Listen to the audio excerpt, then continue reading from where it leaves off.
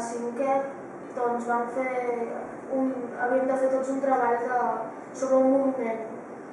Ens ho van anar a fer i que podíem triar. El meu grup, érem crec que 5 nens per grup, i vam triar el castell de Cardona, el nostre grup.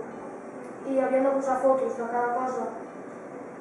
I vaig parlar amb la meva mare d'anar al castell a fer-les jo, perquè no sortien a Google les que jo volia. I a partir d'aquí em va agradar tant que quan va acabar em vaig quedar com molt poc satisfet.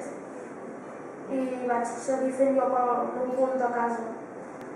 Vaig agafar a Wikipedia i poso llistes de monestirs o de catedrals de tal país.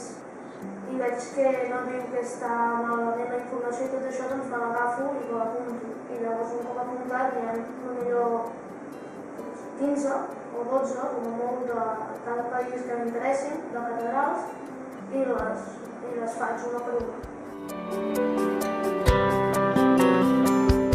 El meu pare em va dir que pengés a internet, que eren molt xules, la informació principalment, i les fotos també, i les vaig acabar penjant.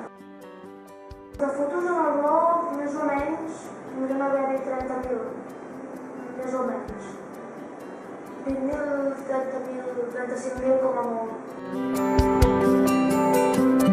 M'agrada molt, principalment, les escultures i la pintura del romànic, l'austeritat també, però principalment això, que també el gòtic m'agrada molt perquè és més espectacular l'arquitectura, però el romànic és com més...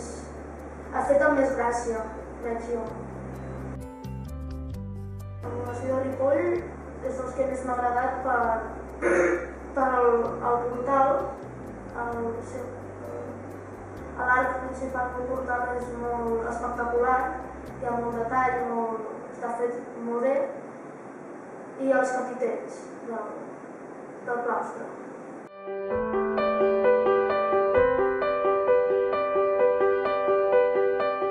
Hi ha vegades que em sento més nerviós que feliç, per si no he oblidat de carregar-les, si les targetes hauré de comprar-ne de noves, si moltes coses que no depenen de mi, normalment, i que en qualsevol moment poden fallar.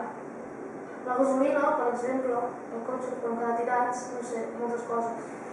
Però normalment més feliç que nerviós.